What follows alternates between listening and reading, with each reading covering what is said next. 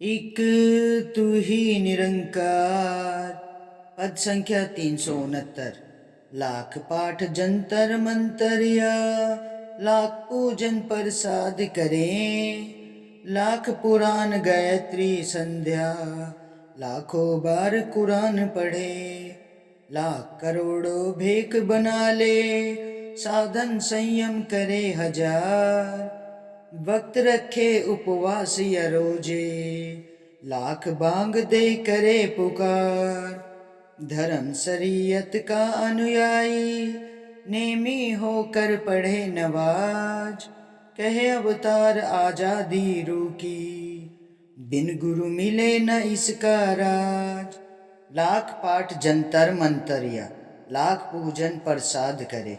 सासंग जी कितने भी लाख पाठ जंतर मंतर लाख पूजन प्रसाद कर लो सासंग जी, लेकिन जब तक इस सदगुरु महाराज के चरणों से नहीं जुड़ोगे ना सासंग जी, इससे आपका कभी कोई फायदा होने वाला नहीं है।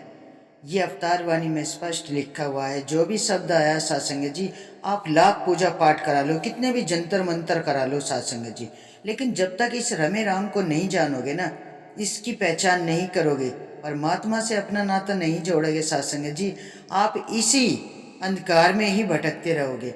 ये अंधकार ही है सासंग जी, और हमें रोशनी सदगुरु महाराज के चरणों से जुड़कर ही प्राप्त होती है सासंग जी। चाहे आप कितने भी लाख पुराण गायत्री संध्या लाखों बार कुरान पढ़े, चाहे सासंग जी आप कितने भी लाख पुराण गायत्री कितनी भी गायत्री संध्या करा लो, लाख बार कुरान पढ़ लो सासंग जी, लेकिन सासंग जी जब तक हम इस सच्चे पातशाह के चरणों से नहीं जुड़ेंगे ना, सेवा सुमिरन संगत सत्य का संग नहीं करेंगे, संतों का संग नहीं करेंगे सासंग जी, चाहे हम कितनी भी गायत्री संध्या करा ले, कितनी बार भी कुरान पढ़ ले सासंग जी, अब चाहे भगवान है, अल्लाह है, गॉड है, वाहेगुरु है सासंग जी, ये सब एक की ही रचाई हुई लीला है सासंग जी। सबके अंदर इस निरंकार का ही रूप है सासंग जी। ये इंसान ने खुद अलग अलग भगवान की प्रतिमा बना रखी है सासंग जी, लेकिन सबके अंदर एक ही नूर है सासंग जी। तो सासंग जी सच्चे पातशाह यही रास्ता तो दिखाते हैं कि एक को जानो, एक को मानो, एक हो जाओ, कि सबका कर्ता धर्ता है ये परमात्मा जो सबका पिता है, सबके अंदर यही है सासंग जी। तो हम फिर क्यों इधर उधर भटक रहे हैं। लाखों करोड़ों भेख बना ले साधन संयम करे हजार। सासंग जी आप कितने भी भेष बना लो लाखों करोड़ों, और कितना भी साधन संयम का कर लो आप, लेकिन कुछ हासिल होने वाला नहीं है, क्योंकि सबका पिता ये प्रभु परमात्मा है सासंग जी। जब तक इसे नहीं जानोगे, नहीं पहचानोगे, आप इसी में भटकते रहोगे सासंग जी, इस मोह माया के जाल में ही फंस के रह जाओगे। वक्त रखे उपवास या रोजे लाख बांग दे करे पुकार। सासंग जी आप समय रहते कितने भी उपवास कर लो, कितने भी रोजे कर लो, और चाहे मुर्गा कितना भी बाग दे के उठा ले सासंग जी, लेकिन सासंग जी जब तक ये अंधकार का पर्दा हमारी आंखों से नहीं हटेगा ना, ये ज्ञान की रोशनी हमारे जीवन में नहीं आएगी। सासंग जी हम कितने भी रोजे कर ले, कितने भी व्रत कर ले, कितने भी हम लाख बाग देखकर पुकार ले सासंग जी, लेकिन सासंग जी जब तक हमारी इस प्रभु परमात्मा से पहचान नहीं होगी ना, हम ऐसे ही भटकते रहेंगे, इसी अंधकार में भटकते रहेंगे, भूखे मरते रहेंगे। लेकिन सासंग जी आंखों से पर्दा ये सदगुरु महाराज हटाते हैं। जब हमारे जीवन में ये ज्ञान की रोशनी आ जाती है, तब हमें सब समझ आता है। ये सच्चे पातशाह सब कुछ दिखा देते हैं, रूबरू करा देते हैं कि ये जो निरंकार है ना, ये निराकार, इसका कोई आकार नहीं है, ये कण कण में इसी का वास है सासंग जी। तो सासंग जी जब इससे पहचान हो जाती है तभी तो इसका एहसास होता है। सतगुरु महाराज हमें इस प्रभु परमात्मा का एहसास कराते हैं।